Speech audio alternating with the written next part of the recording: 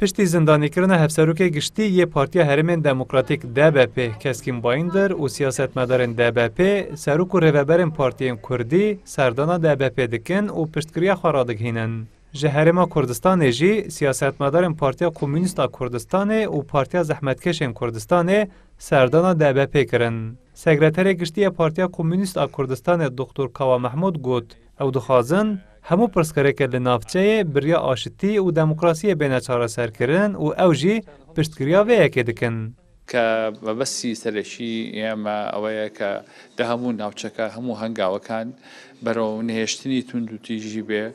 برو یکسانی همو گلان و نتوکان به برو سقامی جیری به با اوی بتوانه گش پیدانی کی تواو نیوان همان گلان و دولتانی ناوچکا انجام بدره به دسته وردانی هیچ نگ دکاروباری دولت چیتر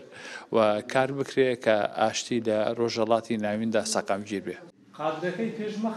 شانده پارتیم که جهرما کردستان هات دیاربکر سردانا پارتی آزادیا کردستان پاکه پارتیا سوسیالیستا کردستان پسکه و هم پارتی و رخصتنن دنجی کرن و ده بشتر هن چالاکی آنجی ببن. هفسروکا گشتیا ده به پسالحه آیدنیزه گوت پشتی زندانی کرن هفسروکا گشتیا ده به کسکین بایندر سردانا پارتیم کردستانی هزه دوان. ج 23 قانون ورده